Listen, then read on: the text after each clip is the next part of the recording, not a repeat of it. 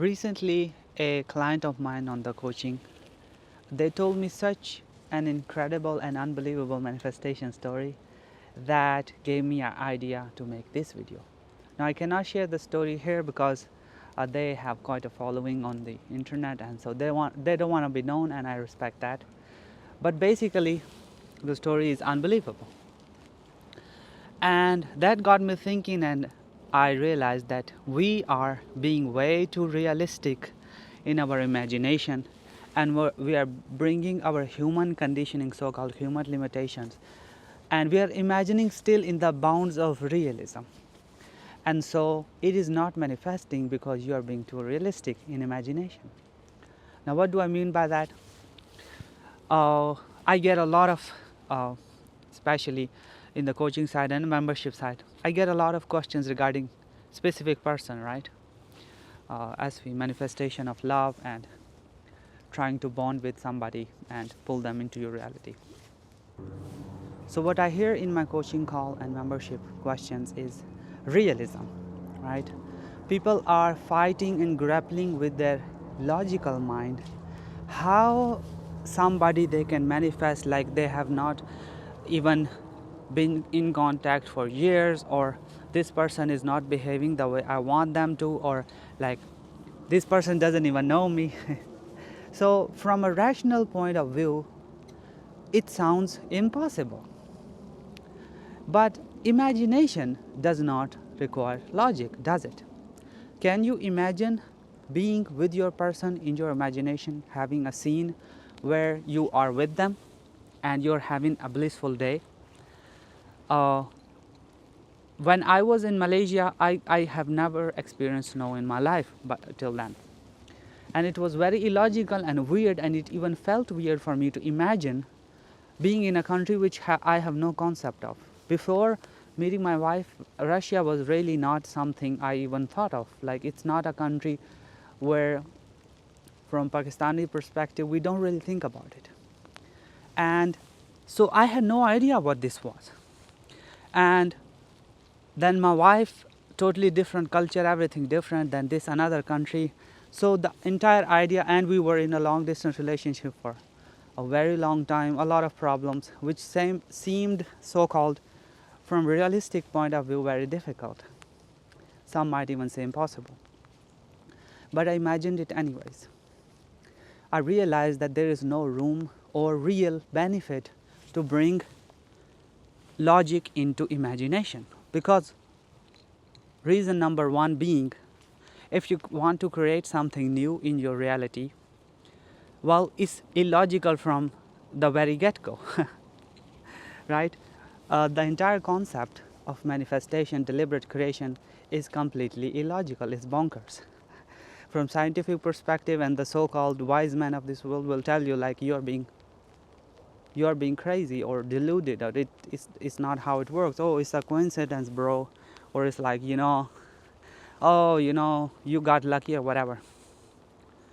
But the thing is, there are so many stories of people, myself included, and Neville Goddard's books, and there are so many stories of every single situation that you can think of: health, wealth, love, adventure, some surprise, whatever, that people have manifested in the most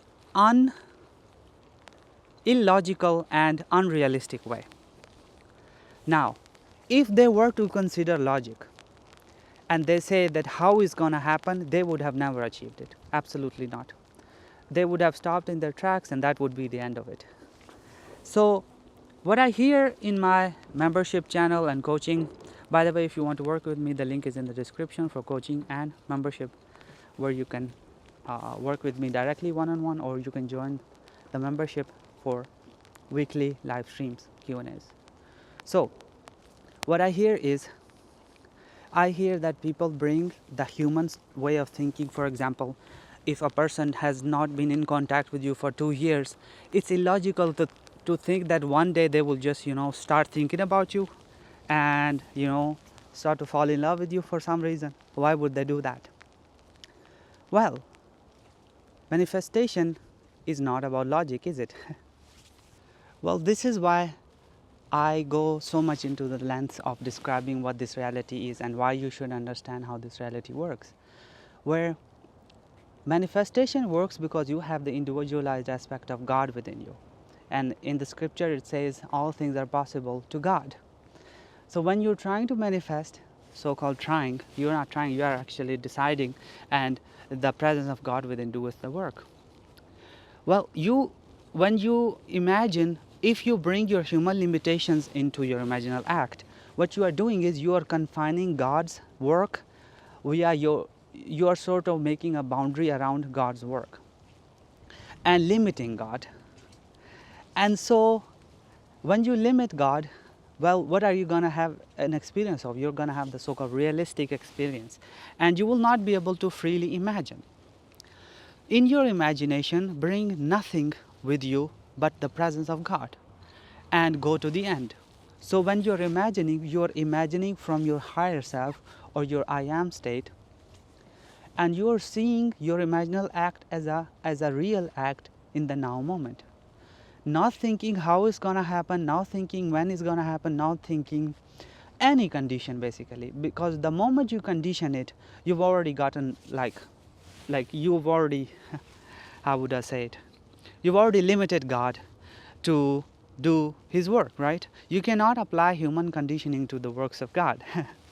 And so basically realism and logic has no place in imagination. But I keep hearing about it, so I thought I should make a video about it. Because understand, manifestation by very definition is not logical or reasonable at all. So if you're trying it, as Naval said, just try the law and experience will convince you. Why bring logic into it at all? Like why would you think about it? Why would you think that this condition needs to be met, this condition? Well, there is no conditions to God, right? Why would you think that this is impossible or this is impossible, or I need to first study hard, or I need to first do this diet to lose weight, then I will be beautiful, or I need to first do this and I need to contact my SP and then maybe they will fall in love with me. You see how you're conditioning the works of God? Like that's totally the human way of going about it. And then of course you do not see radical results, because radical results or magic, the magic of manifestation does not come from your human self, does it?